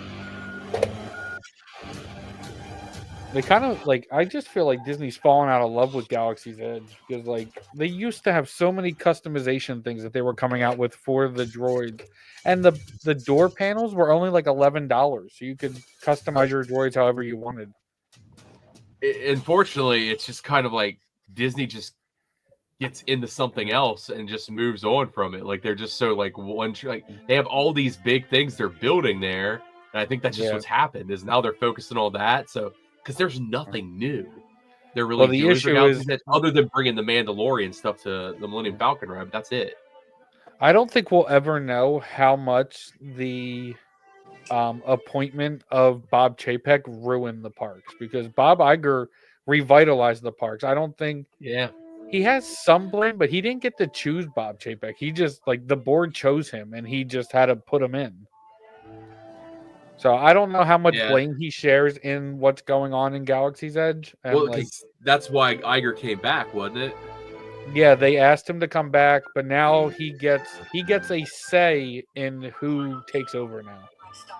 It was like one of his conditions, but he He's already supposed to be retired again, but they asked him to come in for like another 2 years.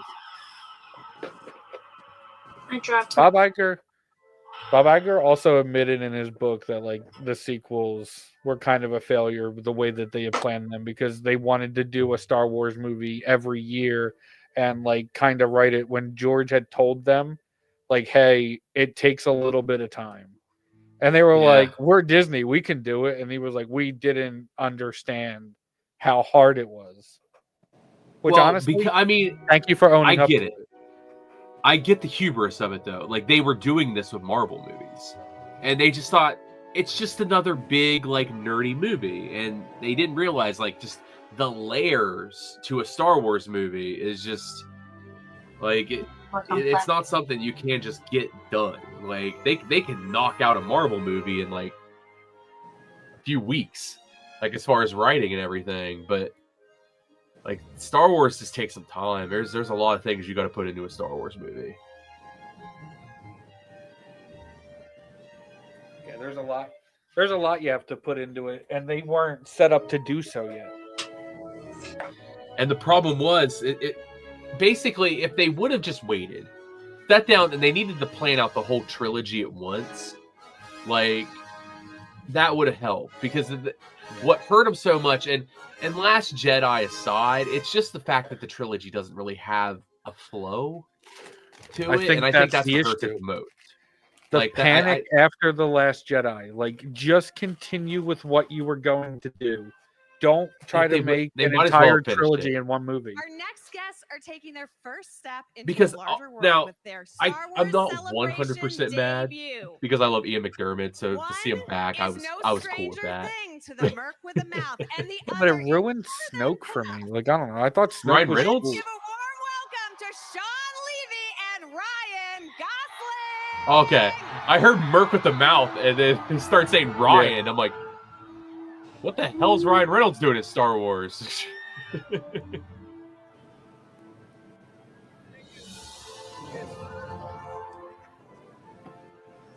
I have really mixed feelings about Ryan Gosling in Star Wars.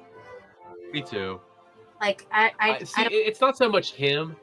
I don't like big actors in Star Wars, like actors and actresses.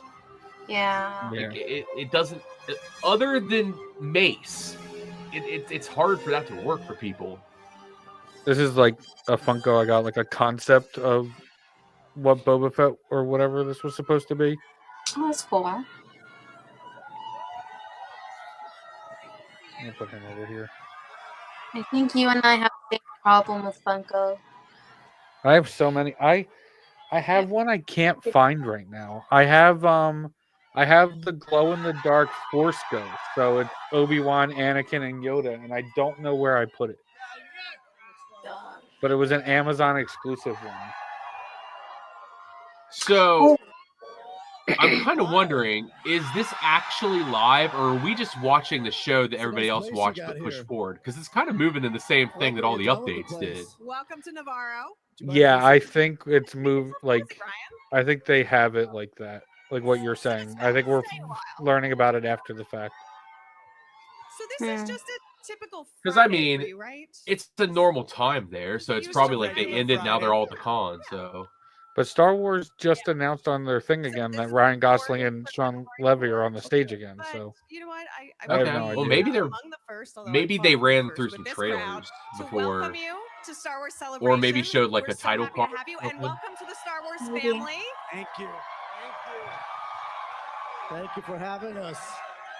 I mean, because Ryan Gosling isn't a bad actor, like by any means. It's just it's seeing like a recognizable. he's definitely going to be face making in out with Star some Wars. people. Now tell us. That's mandatory in the contract. Be here with the fans Yeah, in this Ryan moment. Gosling can't do a movie unless he makes out with at least 3 people.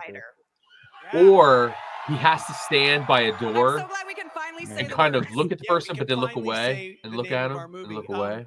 To be here, it's And then one just thing kind of to look at his know feet for a little about the bit, passion and then look at the of person all again. of us as Star Wars fans, but to That's his feel move. it here in A Tokyo, little all of smoldering. us in the same space. I think they feeding should off each name other. his Star Wars character Ken, It was worth the trip. because like he's just Ken. Yeah. They need to do that. This is exactly what we needed. This is the perfect. He's place to Krennic's start this journey nephew. for It's us, Ken Krennic. because That's where it's he's such a so incredible familiar. I knew reminder it. of why we're gonna make this movie and who we're gonna make this movie for. So.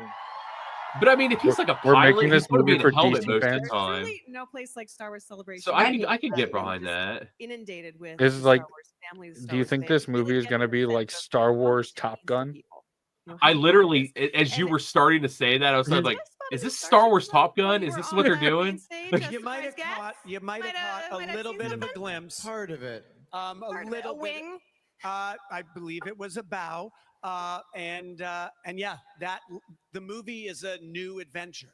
It's new characters. Jabba the Hutt's son new Rada will be a period of time. gladiator with massive here. biceps. What's up, guys? What do you guys think? And so Pretty good. You've been watching it? Yeah, I was watching it with. I was sitting there watching a show with my wife, and then I had this on in the background, and I saw that they announced them. I'm like, huh, interesting. So we're basically convinced they're probably going for Star Wars Top Gun. That has all Like the that's, heart that's what and this movie probably action is. and Yep. fun. Yep. But Ryan Gosling also has to Fine, make but out that with could be him. good. That are new and Yes, original. that too. And so Lots of that. starship, that peak of that All right, I'm just starship, gonna lower my desk is here one real quick. example of the design of a world that we haven't seen on screen. All right, yeah, and in an era we haven't seen yet on screen. Like I'm so thrilled and excited for both of you, but also I can't wait to see what you've done with this. I know. What there's not year are much- we in? Oh. What do you mean? What era I'm is just Ren the in movie? this Oh, it's scenario. 5 years after Rise of The Skywalker. grown. All right. Interesting. No, I know you can't. So say this much is the about furthest Starfighter, we've but extended how out far into along are the we in development continuity then. process? Can you give us some hints? Yeah, Yeah. it's a standalone movie. Okay. Like we're not in development. We all know there's development takes time. We all read about things in development. We're not in development. We're in pre-production. We're shooting. All right. We're shooting. All right. Oh, they're actually shooting. Okay. Yeah, let's We're go. going to start shooting Uh, this fall. Gazer, They're not just Filoni announcing said- that it might happen. They're actually in the middle of shooting. They finally got the message. Yeah. Yeah. Filoni also said that they're Exciting, filming alright. That's good Ahsoka news. season 2 when he gets back from I'm Japan. a little distracted, honestly, by your hat. Yeah. Can we get a close up of the Can we get a hat? close up of the hat? He's filming what? He's filming Ahsoka You wanna- season 2 when he gets back from Japan. You want to Sweet. tell us what it says, right?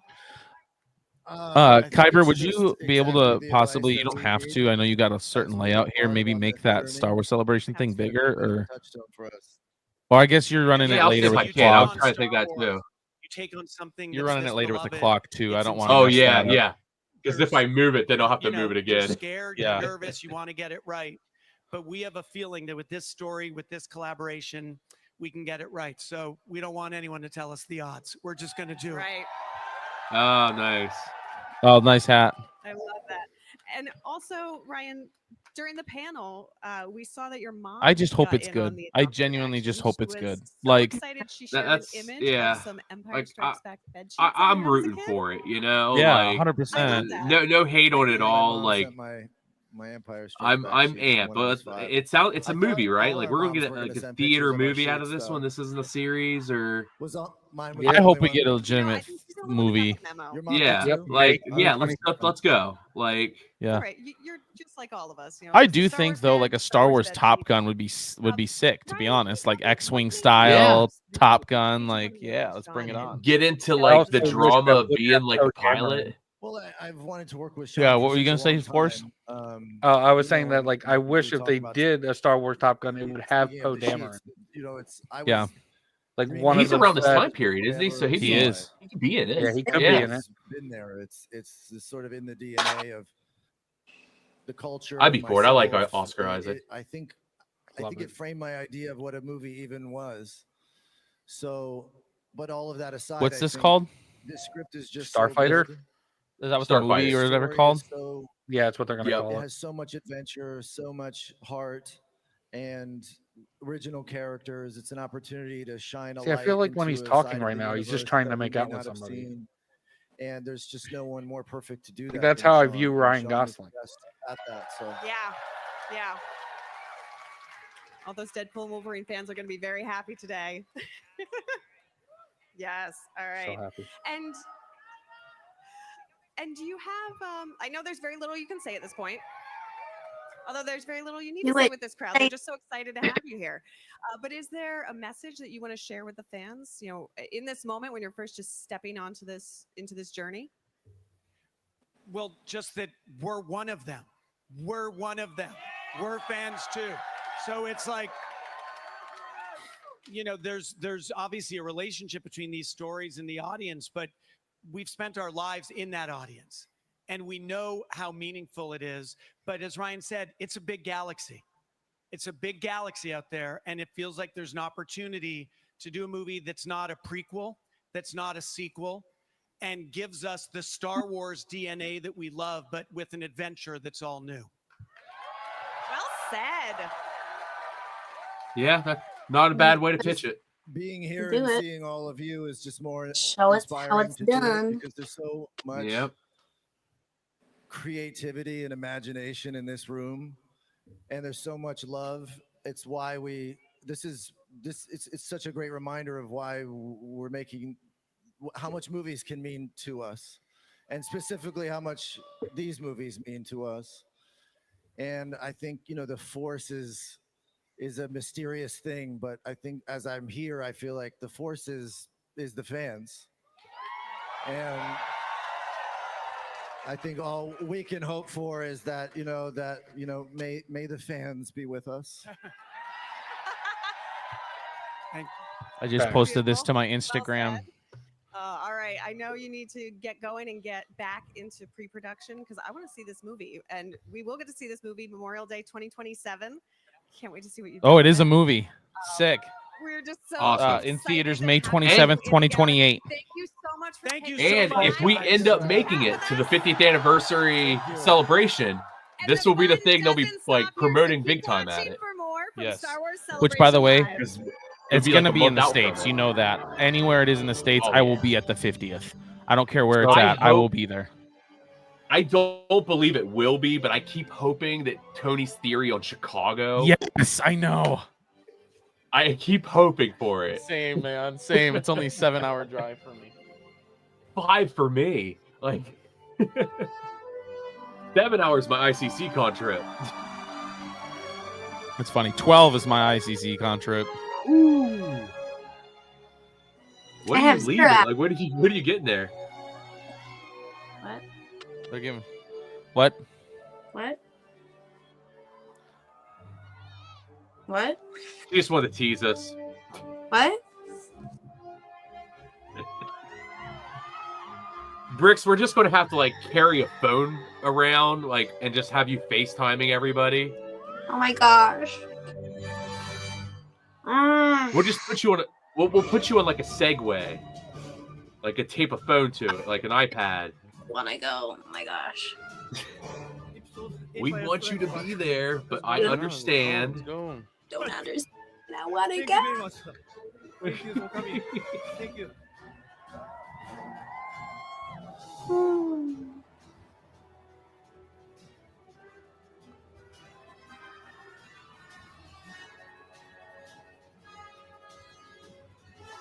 Kyber, I just sent you another meme I found on Twitter.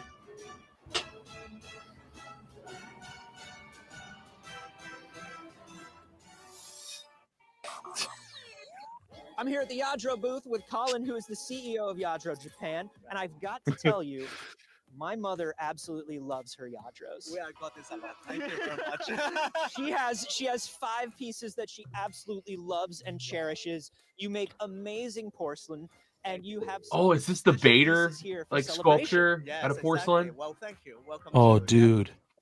That is Have you seen that thing? It's so No. pretty. Well, this puppet It's made of white porcelain and it has like cherry blossoms on it. Bro. That's it right there. What he's looking at right next to him. And then you can see that actually we put a lot That of thing is Japanese so cool. elements It's here. all porcelain. We have those white porcelain first of all, which is really make the cave everything very, very outstanding. And you have all these petals, the cherry blossom, which are actually handmade. And that is That's very, very dope. precious. And then finally we have the stroke, which is the Kyber, you care if I stream this to my audience? It's giving me the Oh, choice. go for it, dude. Yeah, I left it open if you guys wanted to. And these are very, Sick. Thank you, very, sir. precious and important. 88 pieces. I mean, when you get up close to this thing, the details on the I pedals. still have to learn how to they do that. really they look alive. It's so gorgeous. Yeah, What's that, I think Bricks? This is one of the I still have characteristics to of learn how to Yadro, like do the handmade framing by piece switcheroo. by our craftsmen. Mm. So which is very precious and very rare. I would say that this kind of craftsmanship we still keep it here, and I think it's very important. Have you guys seen that hot toy too that has the cherry blossoms on it, and then they're wearing like a silk kimono, like the stormtrooper? This has like a very pop art and very like. I haven't seen that one. I've seen that one's It's nice. pretty cool. Mhm. Yeah. Tony had it in his video when they were going through the preview area where they were showing some of the celebration Yeah, hot toys. Yeah, that's where I saw it. This is what we are trying to do here. And that Gorgeous. It's Vader, working wonderfully. the one that looks like it has the blue and red reflections Tell me about all that. over it. Yeah, well, Bespin Battle. And that I one think is- all the oh. Star Wars fans will know that it's a very important scene. When Darth Vader was fighting with Luke Skywalker. So I mean, it is also the That's sick. scene that revealed the identity of Luke as well. Which That's is just very, nuts. Those are very, like very porcelain important scene, statues. and then we're trying to That is crazy. show it depicted in a very truthful way. And then if you can get closer to the piece, then you will see that the silhouette, the cape of the Darth Vader, and also Luke as well. Gazer, I sent you the picture that they showed of Rada the Hutt. I saw that. That's wild. He's buff. They're all Yeah. handmade, and it's very precious. Yeah, it was Yeah, great have to you get up seen close to, the Vader in like that battle scene and Shameless just or see the all Bear? of the Greeblies, all the little technical details, everything of his costume was just Me? right I have there. not. It was Gazer. gorgeous.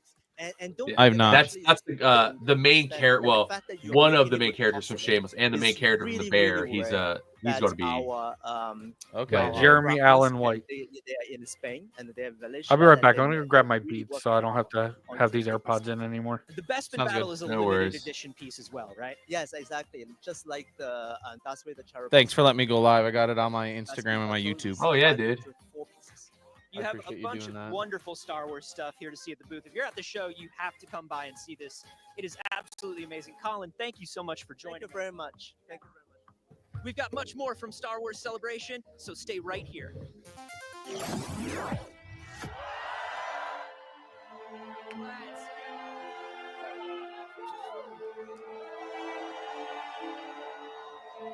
Man, hopefully we get some more cool things announced tonight. I know obviously you can't announce everything in one shot, but still. Yeah, because they still got 2 more days of content, so they're like. They had to hold back a little bit. You don't have to. Let it all go. Let it go. Let it go.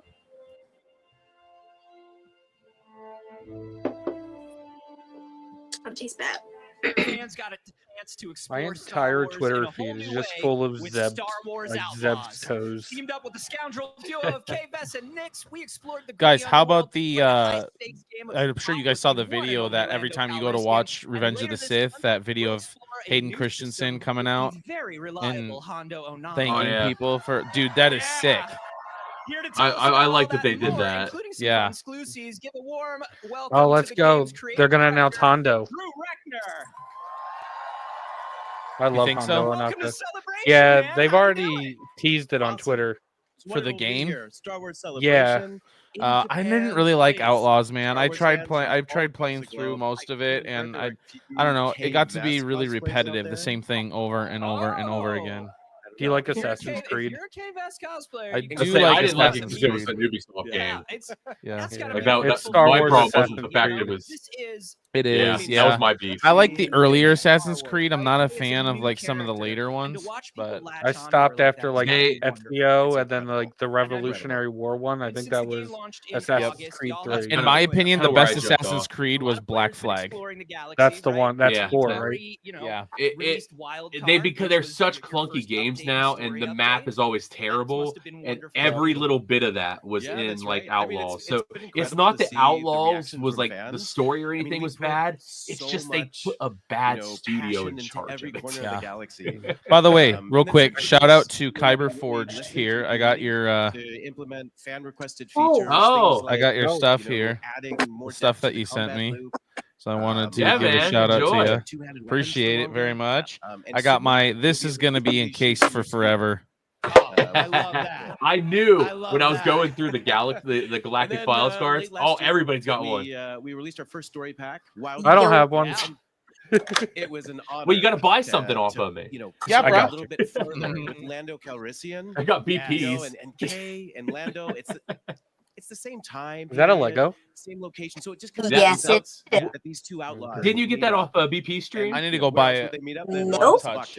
I'm actually legitimately gonna put this in a nice one touch and keep it with a stand.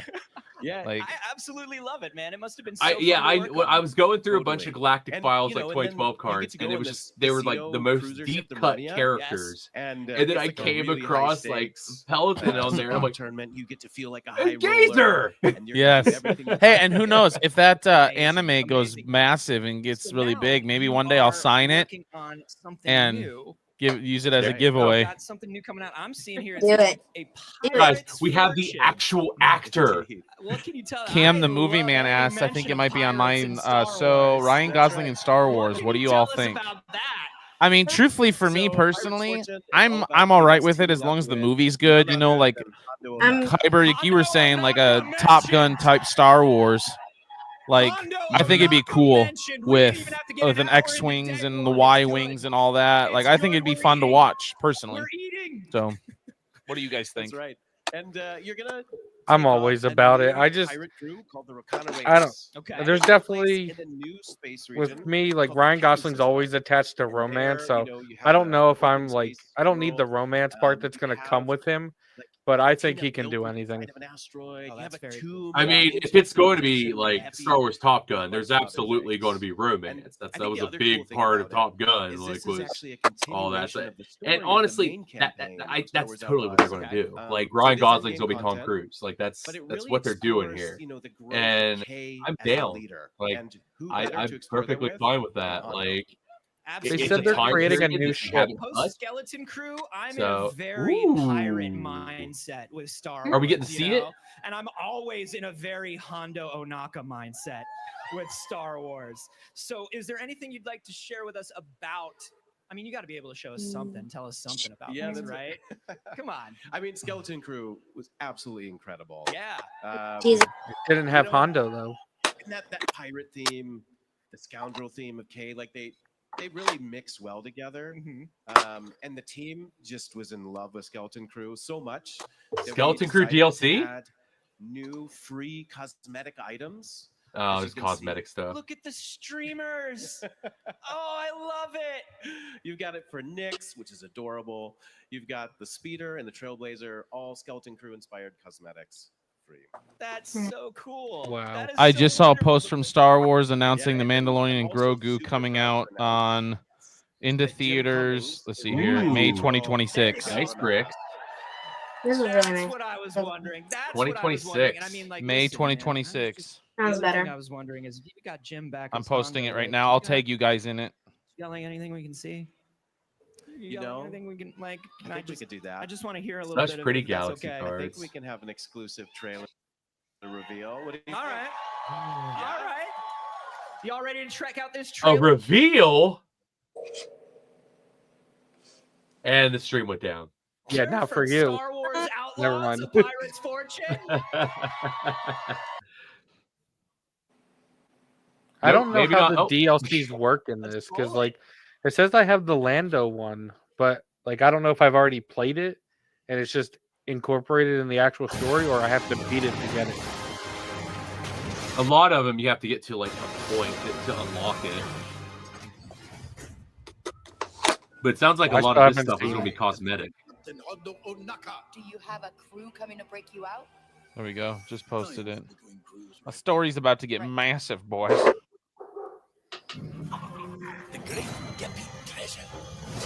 Oh, sweet. So Star Wars says 66 posted. I don't know I'm sure you guys saw it. Like they must have saw a trailer or something for I think we're it. moving more towards equal shares. You can kind of see. Oh, nice. See what else they got. Oh yeah, look at they got the trailer for the Mando Grogu movie. Check it, boys. Oh, that's pretty sick. Dude, I can't wait. What else have they announced? Yep, they had a panel for the Mando Grogu movie. This is about 1 hour ago. Star Wars 66 posting this. Apparently, yeah, they showed. I'm seeing Yeah, a 'cause we trailer were here on. looking at it. I'm seeing a trailer here on Twitter.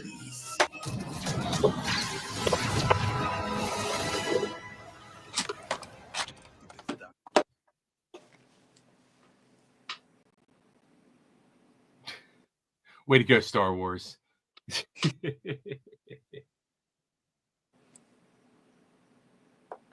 Yeah, the trailer I'm seeing online is Din Djarin inside of an AT-AT. Nice. Yeah, you, they were talking about that on the reveals. You don't get the treasure without taking the risk.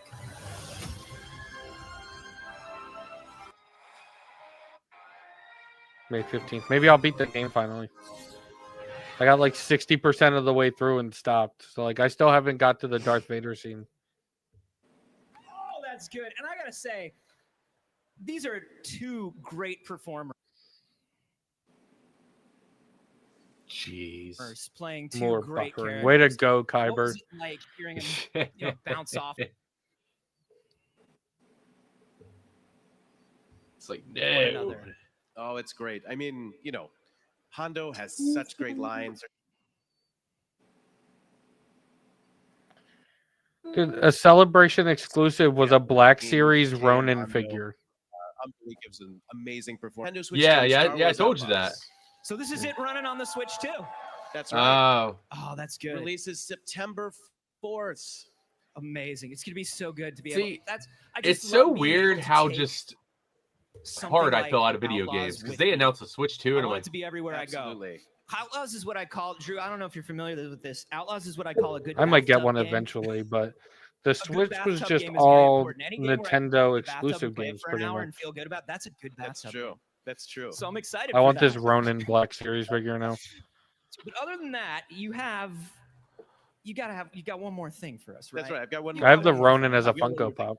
For those of you who have yet That's to play pretty Star dope. Wars Outlaws, we have a free demo, and it takes place in the original Hive of Scum and Villainy, Tatooine. Nice. Yeah, and that is live. That's one of my least favorite right now. maps for that Play game. right now. Amazing. Amazing. New Tatooine demo right now. I just saw that at when I was at GameStop. They have Malgus as well. I need that one so Oh, bad. really? They don't, Now, if they people don't put them All in- right, guys. what are they gonna see? Sick exclusive here. That's right. So I just messaged Commander Oh. Jesse. He is, and in a little while we're gonna send him a link, and he's gonna hop on. He is at Celebration right now, obviously, to and in a Oh, little while he is dope. gonna hop on to give us a live update on everything that's going on. So Let's go. maybe Somebody Maybe This is at why you get paid the big Celebration with bucks. how do you us. do that? Some of them are not in such Right? good shape. So The moisturizer. I told him we'll be going for quite a while into the morning. He said I should have a bit of time at You know, some it point. is I'll message you when I do. obviously I'd love to jump obviously, in. So Ooh, much more that's- to offer, a lot more diverse locations, and a lot more story. So, I mean, if you haven't jumped in, now is the best time. Amazing. Demo today. Pirates Fortune May 15th. That's right. Kyber, are And you then friends with Switch 2 Commander in Jesse? September. That's right. This is amazing. Drew, I think thank you so. so much for being here. Can you showing go off on Instagram everything. and send him the link so he Amazing has stuff it? coming to the world of Star Wars Yeah. Outlaws. I know we're all excited to jump in. Drew Reckner, everybody, thank you so much. Thank you. Yeah, I got him on here. Okay. I just said I'll have Kyber send you the StreamYard link. Jump in whenever you can. And he hearted it, so we're good. I'm friends with him too. All right. So we're gonna be getting an exclusive from somebody who's at Celebration, guys.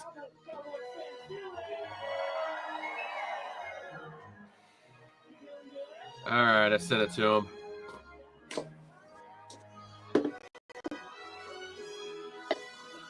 The graphics look so bad on the beginning of that Outlaws trailer.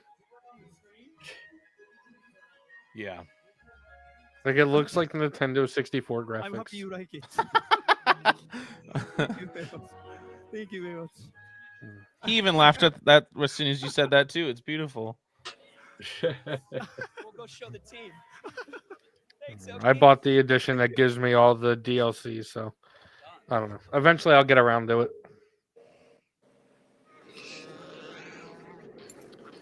I just got like the PlayStation like premium thing, so now I can finally play. What the hell is that? Star Killer. Oh, Force Unleashed. Yeah. You are in for a treat, sir. I just bought it in like December for my Steam Deck because I'm like, yeah, this is gonna look pretty dope if I upgrade these like 360 graphics on the Steam Deck.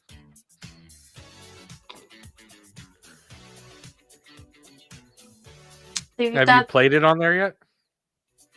Yeah, it's good. Plays great on it. I I've feel like beaten this it a million Steam Deck times is- at this point. It's like one of my. It's right up there, KOTOR, for like favorite Star Wars game. I feel like the Steam Decks and all those portable PCs are kind of, I don't know, they're iffy for me on if I'd ever want one. I love it. Steam Deck is I always say, I mean, it may not be the strongest, but it's the one that Steam supports. So yeah, it's kind of like the Nintendo equivalent, where even if the equipment isn't the same, like here, since they put so much support in it, everything runs good. I'm So, looking around here to and, like, see if I can see anybody, like, because I've also got the I celebration swear, thing pulled if up. you just find like Tony or Pop in there somewhere, I'm I will give you pausing $1. it, taking a screenshot, and Instead of You said- where's Waldo, it's where's Tony. right? Yeah. We so should Where have told in them the where world Waldo hat. is Are giant fans of our Pop the Bounty Collector? sized giant, and it turns out he's also You said you're not able to make the video bigger? big welcome to Godzilla. Well, later in the road, I think he's putting a clock over it. I don't In want to make it case, too big. It gets taken down. Oh, okay.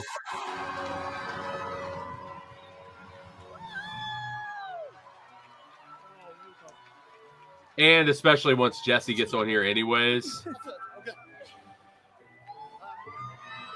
Yeah. It might be a minute. I'm not sure. Might be an hour or two. Who knows? But I've also reached out to a few other people as well who are there. So New Jedi Survivor Black Series figures are coming. Ooh. Turgle and Cal Kestis. So Nice. everyone, this is Yamazaki-san's first celebration ever. So let's give it up one more time, okay? All right, let's make him feel welcome. Yes, I give you 3 claps and that's all you get.